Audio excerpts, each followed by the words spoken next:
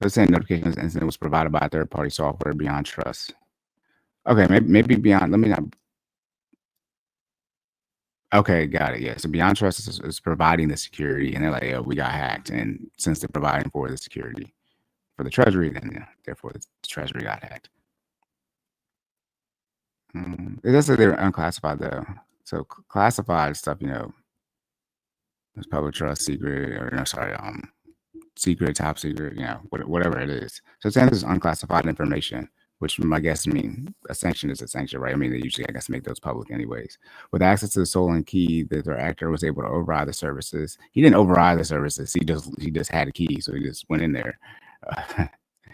It's not you don't it is breaking and entering because you're not supposed to be in there, but you don't if you have a key, say you end up stealing a key to like a door, you don't break down the door. Like you just open the key the normal way the person who's supposed to have access does. So you got in there with the traditional permissions and access to you, but you're a bad guy, right? So they view it as overriding the system, but it's not like they hacked it and um, some type of virus or malware on the computer, the system, should I say, to get the system down. They just use the passcode or whatever type of key that they actually was stolen. Remote access right to Treasury do user. I don't know what that means. DO. To the workstations and certain unclassified documents maintained by those users. Okay. The gap between the U.S. Treasury being notified by the security incident and reporting it to the Committee of Banking, okay, would appear to be due to information gathering, which alerted the Treasury to the scope of the attacks.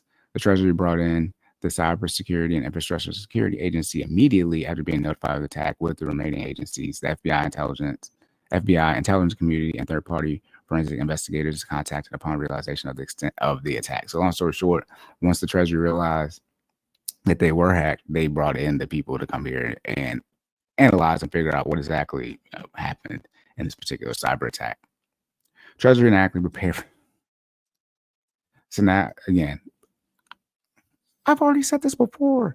I feel like I've said this before about how understaffed we are when it comes to cybersecurity here in the United States of America. We don't have the amount of people. One of the issues is a country like China.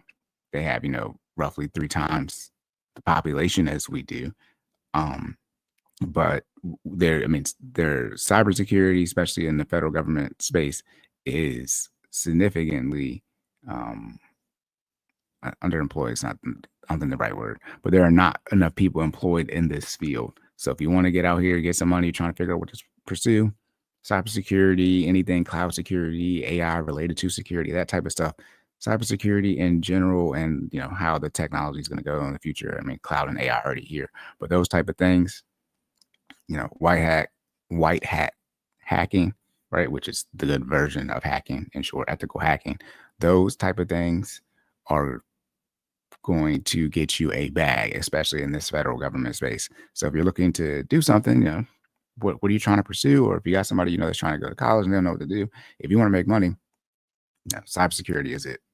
I thought this water was already open. My bad, y'all. That's one of my friends asked me. He's in the Air Force right now, but he's going to serve his 20. Still got like halfway to go. But he was asking, like, he's in school. And he said, what do you do? I'm like, look, if you plan on living in this area, cybersecurity is going nowhere. In this area being like the DMV government contractor space, it is going nowhere. So as we're seeing here, our Treasury, our United States Treasury, right? According to MIT research affiliate said that the Treasury inadequately prepared for security incident. Now, how is our Treasury not adequately prepared for some type of security breach? Now, also too, are they just not prepared or not prepared, meaning we had the tools, sort of like the situation in Texas, where it snowed and their security, their electric grid was not set up for everyone to, use as much power for their heat. And so they had an issue with their power grid. But we already had the technology to deal with, 2 inches of snow and, relatively inclement weather, right? But Texas doesn't snow a lot there, so they had those issues. Or is there a situation where, like, we, as in the United States of America, may not just have the technology yet for the cybersecurity. In short, we're behind. And that's one of the things when people talk about, the next quote unquote war is going to be more of a cyber type of war. And those are the things where we really, from my perspective, really need to step up our game on as far as the United States. And we need a lot of people. Like, shout out to everybody, get your money. But, people doing TikTok, people doing OnlyFans, all these different type of things, that skill set, it is what it is. But the bodies alone, we need more people to spend their time focusing on these type of things. Because, look, if you don't got no internet, you don't have no internet. You can't make no money. Imagine if, YouTube went down, or when Instagram went down a couple years ago, like Facebook. Come on now. Anyways, though, Dr. Raphael Yahalom, a research affiliate at the Sloan School of Management, Massachusetts, MIT, focuses on new evidence-based predictive methods for analyzing and prioritizing cybersecurity. Expert, it looks like he analyzes cybersecurity type of things. My goodness. It seems the Treasury, Yahalom said, as most other enterprises and government agencies, was inadequately prepared for such scenarios in multiple important ways. I don't think it might be a good thing to say, as most other enterprises and government agencies was inadequately prepared. I don't think we should say that, like, yeah, a lot of our government agencies and enterprises are inadequately prepared for a cyber attack. I don't think that's something that we should really be saying out loud. Hope my mic's on. Mic check. Okay, it is. I was about to say, I don't think that's something that we should be like, oh yeah, all this stuff is not prepared for a cyber attack. Those ways, Dr. Yahom said in an email, included not identifying beyond trust as potential critical single point of failure. Beyond trust, I guess, is taking the hit here, and not considering a more decentralized approach to its high impact privileged access management applications, not accurately assessing the likelihood level of such a cyber breach at beyond trust or other key third-party providers based on analyzing the robustness. Okay, there's talking about not analyzing beyond trust there. I'm not going to get into like the nitty-gritty of these technical terms, semi-technical terms, internal end-to-end development operation process. Like, y'all don't care about that. Not considering the deployment of more advanced. Yeah, so they're saying, deploying, making use of better protection of private, in short, like passwords and saying keys here, not assessing systematically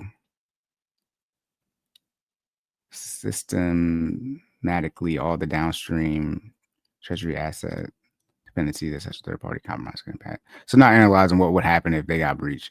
Beyond unauthorized access to multiple confidential data repositories. Okay.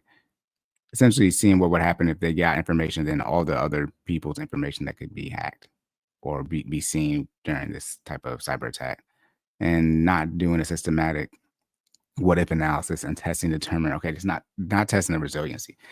In short, what they're saying is beyond trust, you have to hold this L here. I don't know if beyond trust.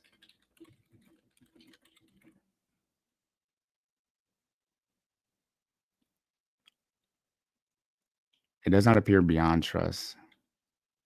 Beyond Trust is not a publicly traded company. I was going to see how their stock price is doing, but apparently CyberArk, their stock has rose due to this attack. So maybe they're going to be possibly the next person, the person taking over. I can promise you Beyond Trust is going to likely lose whatever type of contract, whatever they got going on.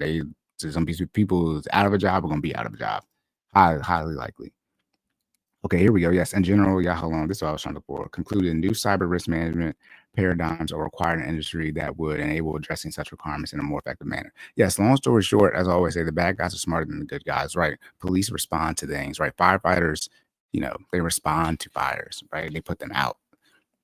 So when it comes to these type of things, in reference to cyber attacks, it's going to be hard to stay in front of the attackers here. So, just got to deal with that. But they're saying, in short, the protection still wasn't even at where it should be at based off the technology that we had. And there are a lot of foundational things in place, like testing the resiliency. In short, just testing the system. For those who don't understand, in short, how cybersecurity works or security in general, you're supposed to test these things, have fail safes in place, make sure you're managing, when they're saying keys here, but for, general terms, your passwords, right? There are passwords to get into systems. In short, you need to make sure those are properly secured, and you got to make sure that whatever is protected, in short, behind these passwords, the fallout from that, if it does get hacked, isn't something crazy. So that's what we're talking about, decentralizing things. Like all these various type of principles in place from a cybersecurity standpoint. And I'm not a cybersecurity expert, but I have a very foundational understanding from security in general and some of the certs I have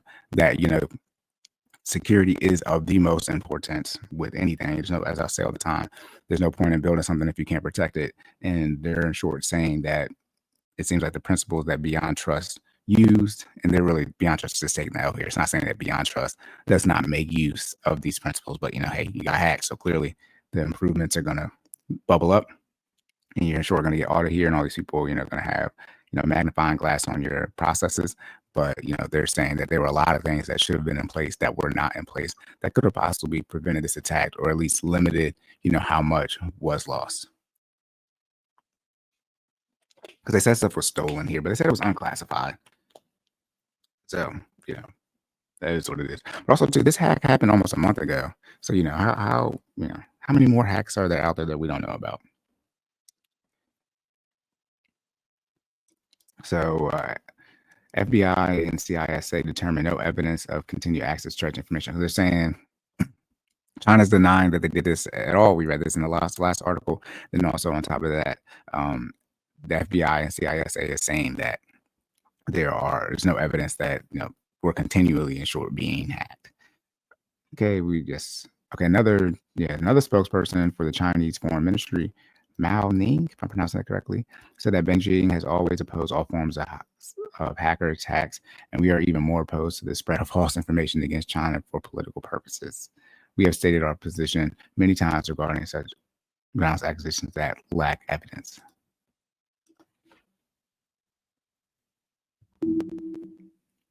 All right.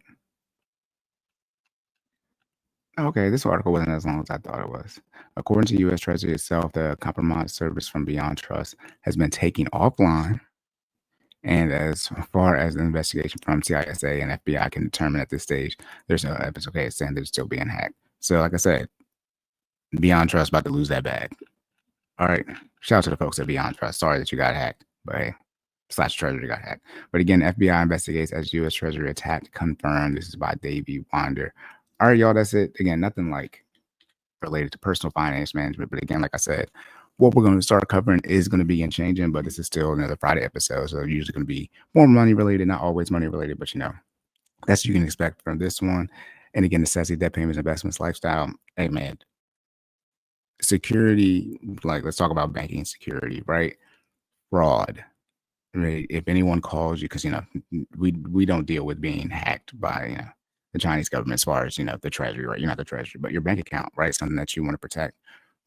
Or just password security in general from a banking standpoint. If anybody calls you saying that you're a financial institution, credit union, your bank, and they're asking for your information, don't give them anything. All right, especially from a number you don't recognize. That's what I always say. You need to, if you have a brick and mortar institution for one of your financial institutions, you need to have a relationship with them physically in person to help prevent these type of things. But especially like with elder abuse or fraud when it comes to the elderly people, they used to call them early in the morning. That's one of the reasons why like laws are in place where like you can't do like a business call before like 9 a.m. or something like that. There are all these various things in place to help prevent these type of things. But have your password protected, have two-factor authentication set up to where not only do you need your password, but you get sent like a text message or something like that as a code for you to be able to log in. All these various things that can be put in place to help with your security on the internet. All right. But that's it, y'all. Locked and loaded. End of the episode. Make sure you comment, like, share, and subscribe. Again, shout out to the YouTube algorithm. Make sure you leave those rating reviews on the podcast platforms as well. Again, my information, as well as my coach information, can be found in the description on YouTube. All right. Also, too, I changed out the mic because first I was like, oh, it cleared up, but then it didn't clear up. So I think I have a brand new mic now, everything. So hopefully there's no issues now. All right. But that's it, y'all. Locked and loaded. Remember to save more, say less. Keep making better your best. And I'll catch y'all in the next one.